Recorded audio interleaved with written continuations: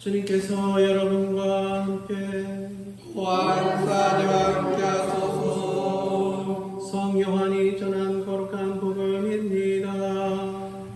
주님께 영광을 돌립니다. 아버지, 이 사람들이 모두 하나가 되게 하여 주십시오.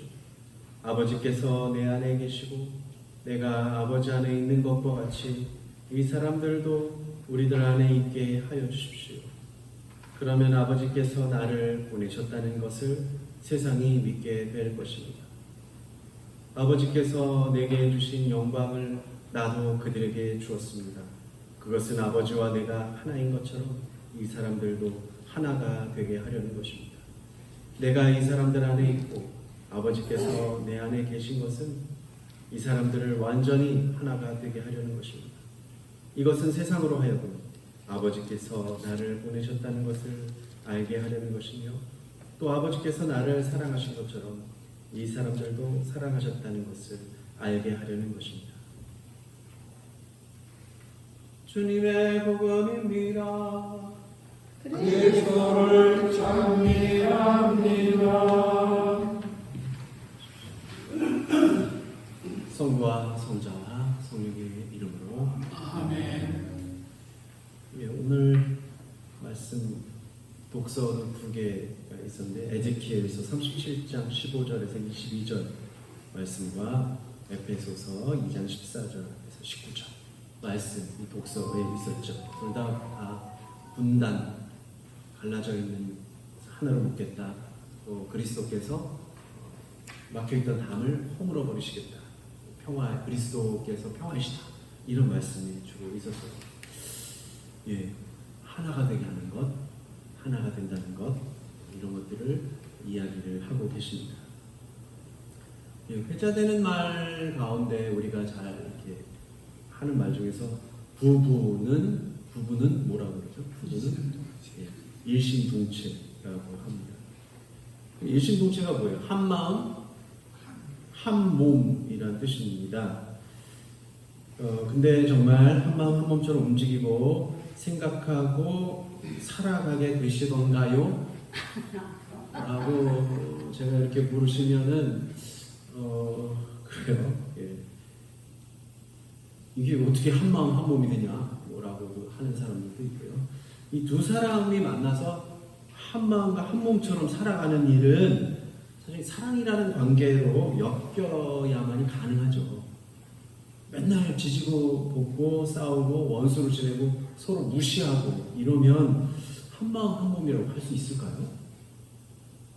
그렇지 않죠. 네, 그건 아닌 것 같습니다. 물론 일방적인 관계가 되고요. 뭐 그럴 수도 있습니다. 그러니까 누군가 서로 사랑을 하고 이해하고 그래야지만 뭐 일심동체라는 말을 하죠. 근데 물론 뭐 그럼 왜 그러겠냐? 일심동체가 아니니까 일심동체야 되지 않겠냐라고 하는 거겠죠. 이 조선시대를 우리가 생각해보면은 조선시대도 그렇지만 뭐 지금 사회에서도 약간 영향을 받겠지만 유교라는 조선시대는 하나의 통치 이념이라고 하죠. 통치 이념이기도 하고 철학이기도 하고 또 종교이기도 했습니다. 유교라는 하나의 어떤 통치 이념으로 조선시대가 움직였어요. 그래서 뭐 유학 중에 뭐 유학은 다양하게 있을 수도 있고 심오하지만 우리가 일상생활에서 그냥 기본이 되는 것이 뭐가 있어요? 기본이 되는 것이 삼강오륜이 있잖아요. 삼강오륜. 아니 너무 구닥다리 같은 이야기를 해서 죄송한데요. 뭐 삼강 그러면은 군위신강, 부위자강, 부위부강가 있죠. 또 오륜 그러면 뭐가 있어요? 제일 첫 번째는 뭐예요? 부자유친이 나옵니다. 희한하게 부자유친이 나와요. 부자유친, 부자는 유친하고 군신은 유익하고 부부는 유별하고 장유는 유사하고 부모는 유신하니 뭐 이런 게 다 이제 오륜이죠. 삼강오륜이 나옵니다. 삼강 같은 경우는 그래요. 아버지는 아들의 모범이 되어야 하고 임금은 신하의 모범이 되어야 하고 또 남편은 지아비는 지엄이의 모범이 되어야 하고 뭐 이런 것입니다. 모범이 되고 계신가요? 저 자신에게 물어봐도 잘 안 될 때가 많아서 부끄럽습니다. 오류는 뭔가요? 오류는 아버지와 자녀는 어때요? 사랑해야 하고 임금과 신하 사이에는 의로움, 올바름이 있어요. 지아비와 지엄이 사이에는 하는 일에 구별이 있어야 한다. 이거는 좀 요새 말하고 좀 맞지 않죠? 정말 맞지 않습니다만 어쨌든 또 어른과 나이가 적은 연장자와 연하인 사람 사이에는 서열이 있다라는 것과 친구 사이에는 분명히 신뢰가 있어야 한다. 이런 말입니다. 그런데 왜 이런 강령이라고 그러죠? 삼강 강이니까 강령 그리고 오륜이니까 윤리가 왜 등장했는가를 살펴보면은 근본이 깨졌기 때문입니다. 근본이 깨졌기 때문에. 그러니까 서로 아끼고 위하고 사랑하던 이상적인 공동체가 깨지고 나니까 이렇게 기강을 세우는 것이죠. 안 되니까 이렇게라도 막 억지로라도 교육시키고 한다는 거죠. 그러니까 어디든지 보면 한 사회가 잘 굴러가고 움직이려면 하나의 이상을 목적으로 삼아서 지켜나가야 돼요. 그러니까 여럿이 하나의 이상을 목표로 삼아서 이렇게 움직여야지만 잘 굴러가게 되는 것을 많이 보죠. 그래서 임금이 먼저 도리를 지키고 아버지가 올바르고 지아비의 처신이 바르지 않으면 가정과 나라, 사람 사이의 도리 대신에 속임수와 분열로 인한 망조가 등장. 한마디로 신의가 깨졌기 때문에 원래의 도리로 되돌아가라 하기 때문에 이런 삼강오륜이 나왔다고 보입니다. 안 지켜지니까 부부가 왜 일심동체예요? 부부가 일심동체가 아니니까 그것을 따라가야 되지 않겠느냐라고 하는 것이죠. 안 되니까 그럽니다. 그래서 유교에서는 어떤 얘기합니까? 극기공유에 자신을 극복하고 예로 돌아가라. 그 예라는 게 뭐예요? 삼강오륜의 예로 돌아가라. 처신을 똑바로 해라. 사랑이 있어야 되고 의로움이 있어야 되고 그다음에 지혜로움이 있어야 되고 또 신의가 있어야 되고 서로 간에 예를 지켜야 된다. 존중하는 예를 지켜야 된다. 이런 것입니다. 그래서 오늘 왜 이런 평화통일주의를 우리가 진행해서 평화통일을 하면서 이런 이야기를 하게 됐느냐 생각과 함께 오늘 말씀을 오늘 주어진 복음 말씀을 묵상하다 보니까 예수님은 우리에게 무엇을 원하시고 왜 하나가 되라고 하시는지를 묻지 않을 수가 없었습니다. 그러니까 나라는 한 사람은 사실 어머니 뱃속을 떠나고 나서는 정말 또 다른 인격을 지닌 사람이죠. 그러니까 자식이 어머니 뱃속에서 나왔다고 해서 그 자식이 어머니의 소유물입니까? 또 아버지에게서 나왔다고 해서 그 자식이 아버지의 소유물입니까? 물론 어떤 그 자녀를 보면 그 성향과 습성과 어떤 뭐 특징들이 그리고 생김새들이 닮았죠. 아주 놀랄 정도로 닮은 것도 많죠. 야, 그래서 뭐라 그래요? 야, 어떻게 저렇게 똑 닮았는지 뭐라고 무슨 도둑? 네, 뭐 속일 수 없다고 뭐 그런 얘기까지 할 정도긴 하지만 몸이 달라요. 이제 더 이상 어머니 뱃속에 들어가 있는 사람이 아니고 아버지 몸속에 있던 사람이 전혀 다른 사람입니다. 우리는 그렇게 생각할 수 있어요. 그래서 그럼 예수님은 하느님과 같은 분이셨을까? 물론 하느님에게서 나으심을 받으셨기 때문에 예수 그리스도는 본질이 한 분이시다 라고 이야기를 합니다. 그런데 예수님은 우리와 같이 살을 지니고 계셨잖아요. 피와 살을 지니고 계셨잖아요. 그러면 하느님은 하늘에 계시는 분이시고 영적으로 계신 분이신데 어떻게 하느님이 그럼 살과 피? 그래서 따지고 보면 예수님이 인간이 되셨기 때문에 다른 분이라고 우리는 말하기도 해요. 하느님과 성부 하느님과 예수라는 인간은 다른 분일 것 같다. 그래서 우리가 어쩔 수 없이 성부 하느님과 성자 예수 그리스도라고 다르게 부르는 거예요. 그러니까 인간이 어쩔 수 없어서 다르게 그냥 부르는 거예요. 또 나와 너가 다르죠. 또 나와 제3자인 그 사람, 또 그 여성과 다릅니다. 그러니까 우리라고 하는 말도 우리라고 하는 말도 어떤 형식적으로 이렇게 그냥 한 울타리에 그냥 모아놓은 것이지 각자가 다 다른 분들이죠. 그래서 그럼 하나가 될 수 있냐? 달라야지만 하나가 될 수 있어요. 처음부터 하나인데 뭐가 하나가 되겠다고 그래요? 아니죠. 달라야지만 하나가 된다고 말을 하는 거예요. 하나인데 뭐가 하나가 돼요? 하나인데 하나면 하나로 끝이죠. 그러니까 다르기 때문에 각자가 다 다르기 때문에 하나가 될 수가 있어요. 하나가 되는 것이고 하나가 된다는 것이 정말 좋은 일이죠. 하나의 이상과 목표를 가지고 또 공동의 선을 이루고 보다 더 좋은 사회와 나라 그리고 교회도 마찬가지겠죠. 또 모두가 잘 살고 행복하게 살고자 하는 뜻을 이룰 수 있기 때문입니다. 하지만 사람들이 이런 하나의 이상을 가지고 살아가면 좋을 텐데 다 각자의 생각이 다르고 이상도 다르고 또 목표도 달라요. 삶의 형태도 다르고 그리고 태어나는 것도 다 달라요. 그래서 문제가 되는 것이죠. 일례로 들자면 그리스도교 예수님께서 이 사람들을 그냥 하나가 되게 하여 주십시오. 하나가 되게 하여 주십시오. 그렇게 기도했는데도 그 제자라고 하는 우리들이 어때요? 지금 교회도 보면은 동방교회 그리고 서방교회 나눠져 있죠. 평면상 갈라져 있죠. 또 서방교회에서는 어때요? 로마 가톨릭이 있고 성공회도 있고 성공회에서 영국에서 같이 나왔던 침례교도 있고 그리고 또 칼뱅에 의해서 나왔던 장로교도 있죠. 영국에서 특별히 더욱더 청교도도 있었고 또 영국에서 피해가서 스코틀랜드에서 장로교가 더욱더 발전해요. 그리고 성공해서 감리교 나와 또 거기서 또 나온 것들이 구세군도 나오고 그러니까 계속 그리고 미국으로 가서 더욱더 갈라져요. 남장로, 북장로 막 난리도 아닙니다. 서로 갈라져서 예수님의 기도가 무색하게 서로 갈라져서 내가 더 예수님을 더 따르고 있다. 저 사람들이 이단이다. 막 이러고 막 갈라져 싸우고 있잖아요. 근데 또 하나가 되어야 된다고 생각하지만 갈라져서는 안 되고 하나로 일치해야 된다고 또 강압과 강제를 동반하면 문제가 발생합니다. 대표적으로 우리 공산주의 사회는 하나의 당을 세우고 당의 이념에 인민들이 한 마음과 한 뜻을 가질 것을 강제하죠.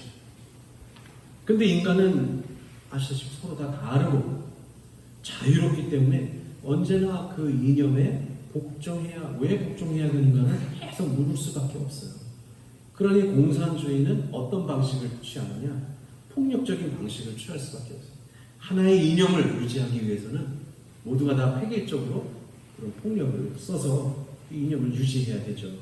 그래서 다양한 목소리를 무시하고 감시하고 통제해서 국가를 지배하죠. 이것은 그러니까 상호 간의 관계가 아니라 어때요? 일방적인 관계죠. 일방적인 관계는 사랑이 아니고 억압이고 자유가 아니라 속박과 폭력이라고 말해야 합니다. 그러니까 우리 상황을 지금 보면 원래는 한 나라였고 하나의 그러니까 거의 말도 사실 사투리만 그렇지 똑같잖아요. 북쪽 사람하고 우리나라 사람들이 영어를 얘기하는 것도 아니고 말하면 똑같아요. 그러니까 사투리하고 이제 좀 떨어져서 지내서 이제 몇 가지 단어들이 조금 달라졌을 뿐이지 이렇게 지금은 남과 북으로 갈라져 있는 세상입니다. 근데 남과 북이라고 해서 그럼 완전히 다르냐?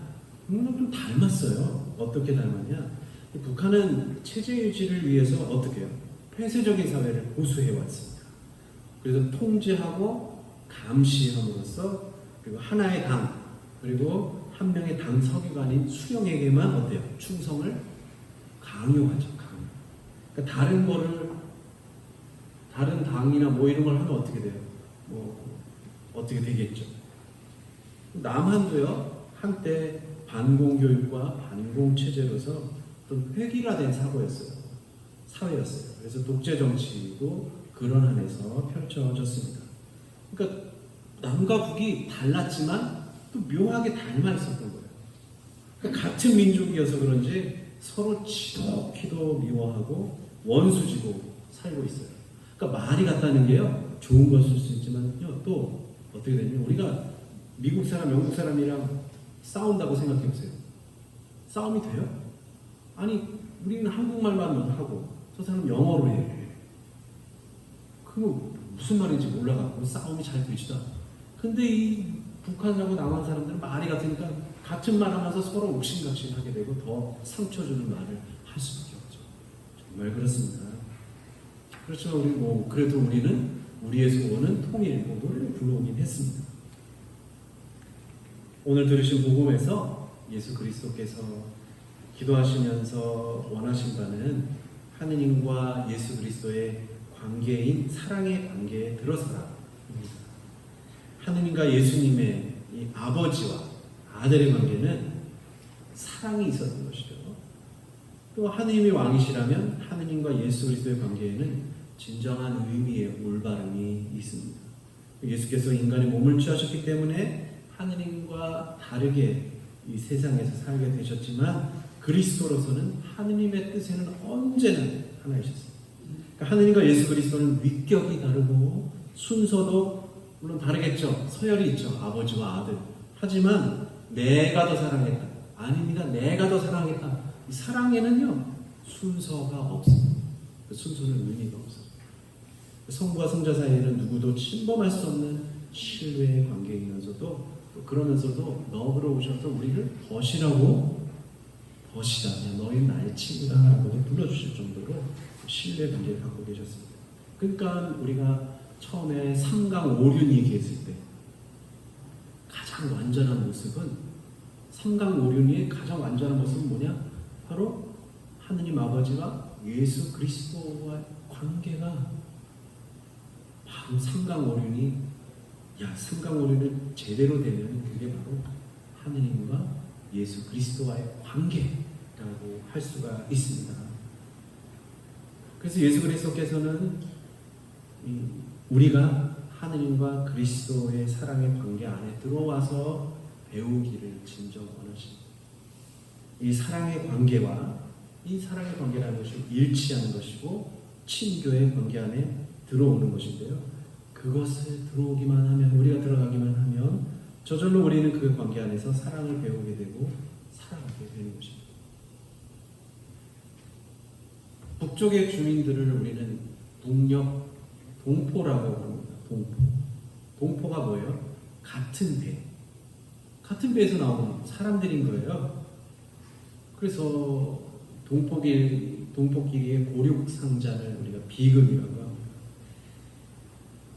일제강점기에서 해방되고 남과 북이 분열된 것이 하느님의 뜻이었을까요? 아니면 인간이 만들어낸 비극이었을까요?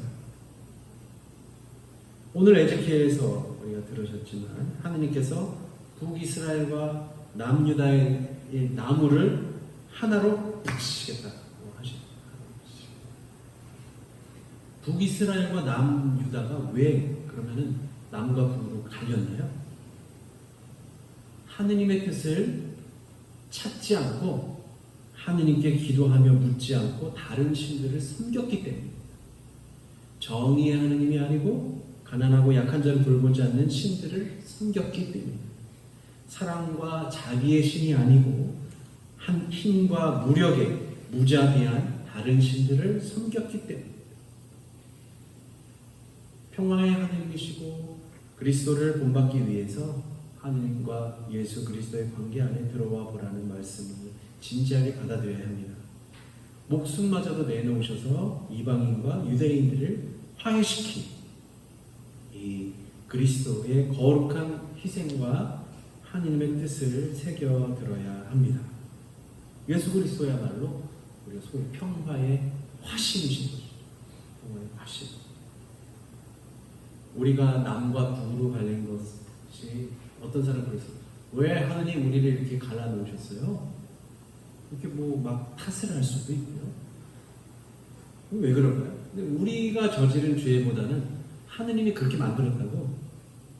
하느님의 뜻을 묻지도 않으면서 우리가 그렇게 행했기 때문에 우리의 죄를 모른 채 하고 있었기 때문에 그러니까 뭐 하느님께 그렇게 물을 수 있죠. 왜 이렇게 우리 민족에게 고난을 주십니까? 왜 우리를 이렇게 갈라놓으셨습니까 라고 묻는 것은 우리의 죄를 인정하지 않는 모습입니다. 마치 아담이 선악과 먹으면서 뭐라 그래요? 저 여인 나에게 줘서 그랬다고 하죠. 남 탓을 할 필요가 없습니다. 남 탓을 할 필요가 없습니다.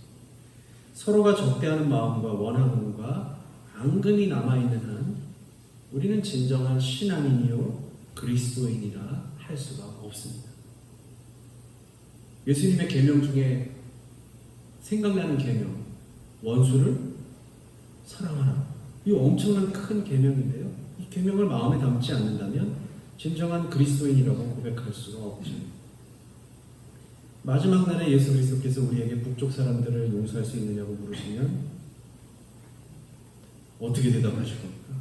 난 죽어도 용서 못해. 죽었는데? 그러실 겁니다. 그렇게 생각할 수도 있죠. 용서를 하되 폭력이 아닌 사랑으로 갚아야 하고 우리도 탓이 있음을 고백해야 합니다. 용서하는 것이 최고의 원수를 갚는 일이고요. 나라는 사람이 하느님과 예수 그리스도의 관계 안에서 살아가요. 갑자기 좀 무슨 생각이 들었는데요. 왜 욕 많이 먹는 사람들이 오래 산다고 그러잖아요. 북한 사람들은 요새는 못 먹어서 많이 죽겠고 이렇게 많이 힘들어 죽는다고 하지만 남한 사람들도 어떻게 해요? 북한 사람들한테 욕 먹어서 이렇게 오래 사는 걸 수도 있어요. 그러니까 서로가 욕을 얼마나 해왔습니까? 몇 년을 해왔어요? 거의 80년 가까이를 욕을 하면서 살아온 거예요. 서로 저 죽일 놈은 저 놈만 아니었으면, 저 수령놈만 아니었으면, 그 위에서는 그러겠죠. 저 미국 놈 제국주의자들과 저 남한의 괴뢰 도당던 놈만 아니었으면, 뭐 이렇게 서로가 욕을 하면서 살아왔다는 겁니다. 얼마나 진하게 욕을 했을까 겁니까? 교우 여러분, 우리는 오늘 평화통일을 염원하는 마음을 담아서 감사성찬례를 드리고 있습니다. 예수님께서 희생되신 이유를 다시 한번 돌아보십시오. 우리 가족이 어쩌면 한국공난으로 가족을 잃어서 북쪽의 동포를 원수로서 끝까지 죽여야 한다고 믿으신다면 예수 그리스도의 십자가는 아무런 의미도 없게 됩니다. 마찬가지로 북녘동포 가운데 북녘동포들이 자신들이 가족을 잃어서 남녘동포를 철천지 원수로 끝까지 없애야 한다고 믿는다면 결국은 서로 용서도 못하고 그럼 하느님 앞에 가서 고발하겠죠. 저 녀석들 때문에 그렇습니다. 우리도 그러겠죠. 저 사람들 때문에 그렇습니다. 서로 고발합니다. 그럼 둘 다 용서받지 못하는 거죠. 예수님이 뭐라고 그러셨나요? 너희가 서로 용서하지 않으면 하늘에서도 용서하지 못한 채 남아있는다고 했어요. 그 이야기는 결국은 서로가 용서를 하지 못하면 두 사람이 서로 고발하면은 하나님은 공평하시잖아요. 그 두 사람 이야기를 다 들어야 되잖아요. 그러면 둘 다 구원받지 못하고 어둠의 골짜기로 쫓겨나게 될 거죠. 그러니까 우리의 영혼을 위해서 원수를 사랑하라는 예수 그리스도의 계명을 받아들이십시오. 만약 우리 삶이 얼마 남지 않았다고 생각이 들 때 평화가 아니라 여전히 전쟁과 원수의 죽음을 원한다면 아무리 훌륭하게 살았단들 하느님의 평화의 안식을 얻을 수 있을까요? 그리스도인이라고 하면 참으로 평화의 사도가 되어야 할 것입니다. 하느님과 예수 그리스도의 사랑의 관계 안으로 들어가서 그 사랑을 배우고 사랑하며 우리도 죄의 있음을 인정하고 그러면서 서로를 용서하는 것이 진정한 사랑의 관계로 들어가는 것임을 믿고 주님의 사랑에만 의지합시다. 성부와 성자와 성령의 이름으로